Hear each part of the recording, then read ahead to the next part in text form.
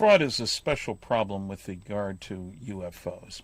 In the early days, it was mostly people who were trying to outdo each other in their stories of being contactees. They met with aliens. They were taken on trips to the backside of the moon by aliens. And the next guy would say, well, I went to Jupiter, and so forth. And this was a limited subgroup of people, the contactees, as they were called. They had their own subculture.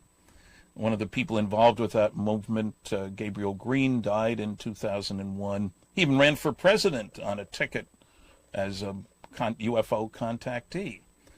The problem's gotten much more invidious since then, though. We have people ostensibly with credentials who are frauds and who have glommed onto pop culture. Two that come to mind. Robert Scott Lazara, supposedly a nuclear physicist with a master's in physics from MIT, a master in electronics from Caltech, who supposedly worked at Area 51, back engineering flying saucers, figured out how they work using element 115. It's a long, detailed story. You can buy the video someplace else, not from me. I did a lot of checking on Bob. I tried to meet with him twice. I was supposed to on one occasion, and he didn't go along. I checked at MIT. I checked at Caltech. Neither one ever heard of them. Well, but the government wiped his records clean is the response. I talked to the legal counsel at MIT. No way to do that. I talked with the guy who has the degrees, the commencement lists and all that sort of thing. No mention of Lazara. None of the yearbooks show Lazara. You need it for a master's thesis. Well, for a master's degree, you need a thesis. I talked to the guy who holds those. No Lazara item there. He was asked publicly, when did you get your master's from MIT? Well, let me see now. I think it was, probably 1982. I have friends who went to MIT. I was accepted there myself, couldn't afford to go out of high school. And nobody who gets a master's degree in physics from MIT doesn't know what year he got it in. He was asked to name some of his professors. Well, let's see now. He named somebody, Bill, somebody, I won't use his name on the air. I checked on him. It was not a common name, fortunately. He was a physicist. The only trouble is, Bob said he would remember him from Caltech. This individual, Bill, never taught at Caltech. He only taught at Pierce Junior College. Now, Bob himself had mentioned Pierce to me on the phone.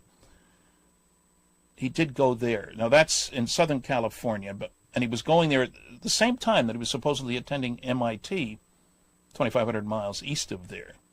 One heck of a commute. If you can go to MIT, you don't go to Pierce Junior College. But beyond that, I checked with his high school.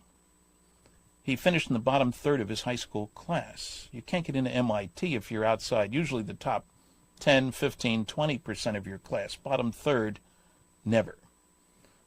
His element 115 scheme won't work. Sounds good, science fiction.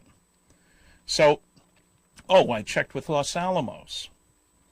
He is in the phone book there. Doesn't that prove that he was a scientist working there? No, it certainly doesn't prove he was a scientist, but if you look at the phone book page, up at the very top it says, this phone book for employees of the Los Alamos National Laboratory, the Department of Energy, Kirk-Meyer Corporation, several other companies. Right after Bob's name, and it was only in one phone book issue, they issue them every several months, it says K/M. That's Kirk-Meyer, a subcontractor. He worked out at the Maison facility. Don't need a clearance for that. People come in from all over the world, physicists, to do experiments, and he was a technician working out there. And the story goes on and on beyond that. And I get people telling me, well, I don't see why you don't believe him. He seems so sincere. Sincerity is not a check on truth. There are a lot of women who can tell you that about men who marry many times without benefit of divorce and take money from the people that they marry.